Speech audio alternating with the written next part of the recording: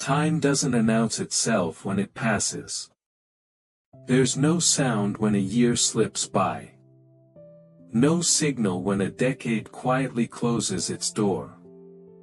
One day you look at a photograph, or a calendar, or your own hands resting on the table, and you realize a great deal of life has already happened, without you noticing the moment it moved from now to then. That realization doesn't arrive with panic. It arrives calmly, almost politely. And somehow, that makes it heavier. After 70, there is a kind of regret that many people carry quietly. Not regret about one big mistake. Not regret about a single choice. But regret about time itself. About how often we believed there would be more of it. More later. More soon. More when things slowed down. It's the regret of postponement.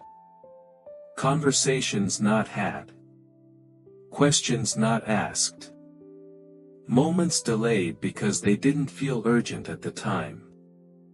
We tell ourselves we were busy, responsible, focused on what needed to be done. And that was true. But still, something waits beneath that truth. A soft awareness that many of the most important things in life never announce their importance while they're happening. This regret doesn't arrive suddenly. It grows quietly. It grows in ordinary moments. Standing in the kitchen, reaching for a cup, and realizing the house is quieter than it used to be. Driving past a familiar place, and understanding you haven't been there in years. Thinking about someone you meant to call, and wondering how long it's been since you last did. There's no drama in these moments. No breakdown. Just a gentle tightening in the chest. A pause that lasts a little longer than usual. The regret doesn't shout. It waits. And because it waits, it often goes unnoticed for a long time. No one warned us about this. Not really. People warned us about money. About health. About working hard. About being responsible. But very few people warned us about time. They didn't say that time doesn't disappear evenly. That it speeds up quietly. That years later you might wonder where entire chapters went. They didn't explain that the things you postpone aren't always waiting patiently where you left them. Some doors close gently. So gently you don't hear them. And by the time you notice, you're not angry. You're just aware. When we're young, confidence fills the space where reflection will later live. We're certain there will be chances. Certain we'll get around to it. Certain we can fix things later. Clarity feels unnecessary then. Life feels long, forgiving, flexible. Old age doesn't bring bitterness. It brings precision. You begin to see clearly what mattered, and what simply filled time. You understand the difference between urgency and importance.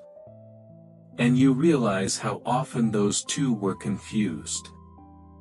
This clarity isn't cruel. It's honest.